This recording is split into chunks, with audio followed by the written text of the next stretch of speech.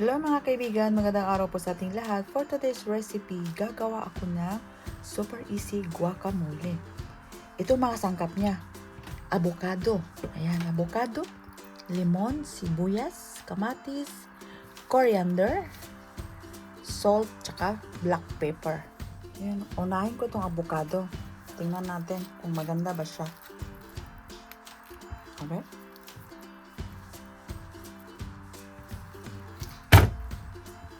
Angkoy. Ayan guys, itong pangalawang awet. Tingnan ko. Kasi mga avocado dito hindi maganda. Ito, ayan siya. Ayan, maganda na siya. Itong isa. Awet. Tingnan natin.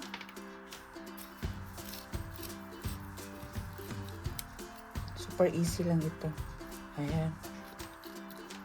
Ayan, maganda siya. Ayan, maganda. Ayan. Tanggalin ko lang itong pinakamaitim niya. Ganyan lang siya. Napakadaling ano nito. Masarap kumain ngayon ng nachos, di ba? Ayan.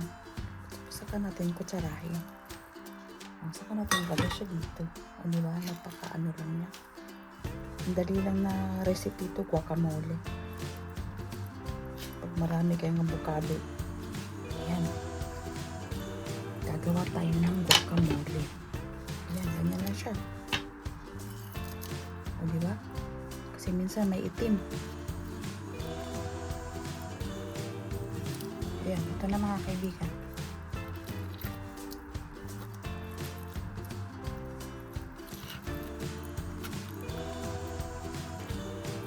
Ayan na siya. Ayan, itong limon.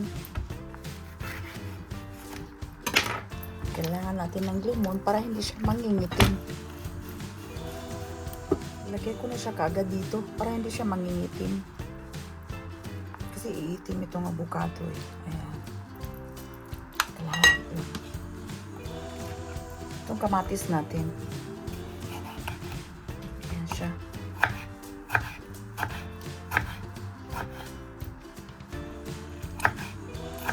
Yung iba, tinatanggalan ng buto. Para hindi magtubig daw yung guacamole, pero ako ilagay na lahat. Dapat maliliit pa ba? Ito guys, sibuyas natin. Kalahating sibuyas lang ha. Kalahati lang gamitin ko. Kahit na anong klaseng sibuyas, pwede.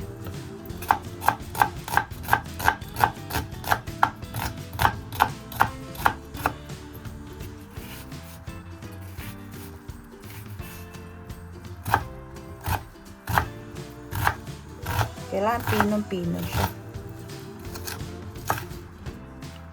Ngayon, itong coriander. Pino lang din.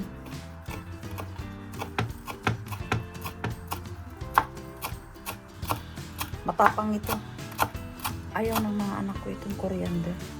Pero ito talaga ang sa guacamole ba. Pwede naman parsley. Kung wala kayong coriander, parsley.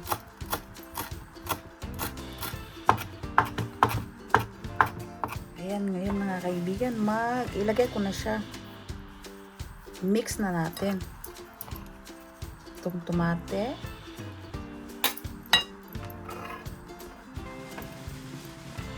Tsaka itong coriander natin. Ayan. Tsaka syempre itong salt natin. Salt. Ayan, lagay ko na lahat.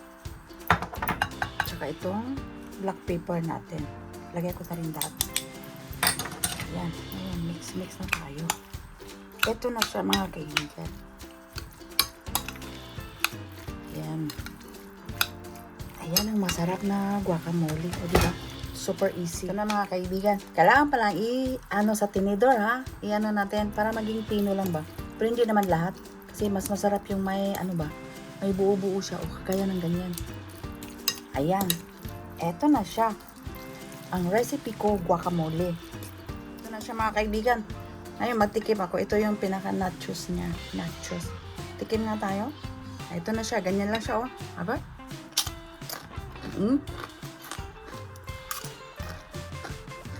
Maasim-asim. Mag-add ko ng, eto, konting sugar. Ayan. Konting sugar lang. Ay, maasim eh. Ang sarap niya. Malasama yung coriander. Ang tapang talaga ng coriander.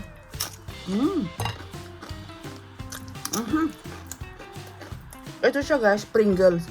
Abi, ilagay din natin siya sa Pringles. Dami naman. Ang sarap. Grabe. Ito masarap na guacamole. Di ba guys? Napakadaling gawin. Lalo na pag marami kang avocado. Gayahin nyo ito. Ayan, super easy. Guacamole recipe. Kaya ayan. Kaya maraming salamat mga kaibigan sa panonood nyo sa super easy recipe ko ngayon na guacamole. Kaya maraming salamat po. God bless po sa ating lahat at enjoy cooking na po tayo. Bye bye!